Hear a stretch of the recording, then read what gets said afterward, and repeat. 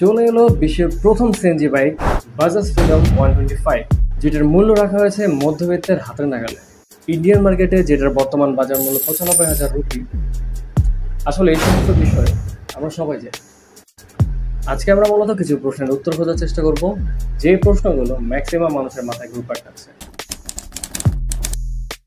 Net দুনিয়ায় এই নিয়ে প্রশ্ন করেছেন অনেকেই। সিএনজি চালিত বাইক যে বাজাজের এইটাই পৃথিবীতে প্রথম, বিষয়টা কিন্তু মোটেও তেমন না। কারণ এর আগেও অনেক বাইক রয়েছে যেগুলো সিএনজিতে অলরেডি চলেছে।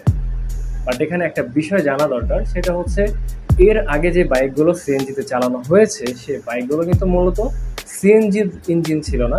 সেগুলা অ্যাজ ইউজুয়াল বাইককে কনভার্ট করে সিএনজিতে রূপান্তর করে তারপর সেটা সিএনজি দ্বারা চালানো হয়েছে। বাট বাজাজের এই বাইকটা মূলত সিএনজিতে লঞ্চ করেছে বাজাজ অটো। ফ্রিডম 125 এই বাইকটা রান করবে সিএনজিতে।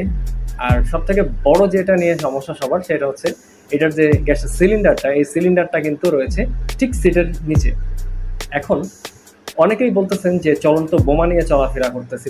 আর একটা কোম্পানি যখন কোনো একটা বাইক মার্কেটে লঞ্চ, সেই বাইকটা কিন্তু তাদের এক্সপার্ট দ্বারা টেস্ট করে তারপরেই মার্কেটে নিয়ে আসে। ফ্রিডম 125কে কিন্তু টোটাল 11টা টেস্টের পরে মার্কেটে লঞ্চ করা হয়েছে। এই সিলিন্ডারটাকে সুরক্ষিত রাখার জন্য বিশেষভাবে একটি ফ্রেম তৈরি করা হয়েছে, যেটা ক্র্যাশ গার্ড হিসেবে কাজ করবে। এই ক্র্যাশ গার্ডের টেস্ট করেছে, সেই ক্র্যাশ টেস্টে একটা 10 টন ওজনের ট্রাক বাইকের উপর দিয়ে চালানো হয় এবং বাইকের যে গ্যাস সিলিন্ডার সেটা কোনো রকম ক্ষতি ছাড়া অক্ষত অবস্থায় থাকে এবং লিকেজও হয় না।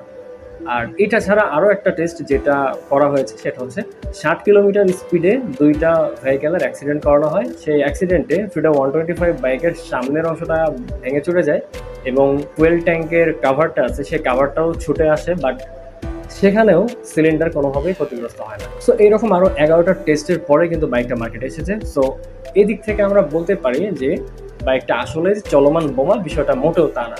তবে হ্যাঁ, এখানে যেহেতু প্রি প্ল্যান ছিল টেস্টগুলো, যেমন ধরেন সেখানে 10 টনের ট্রাক ইউজ করা হয়েছে অ্যান্ড এটা লোড ক্যাপাসিটি মেবি 10 টন। এরপরে 60 কিলোমিটার বেগে কিন্তু অ্যাক্সিডেন্ট করানো হয়েছে। তো সবসময় কিন্তু এই মেজারমেন্ট করে অ্যাক্সিডেন্ট হবে না। হয়তোবা বাস্তবতায় এটার 100% অ্যাকুরেসি নাও হইতে পারে, বাস্তবতায় অ্যাক্সিডেন্টে হয়তোবা ক্ষতি হইতেও পারে।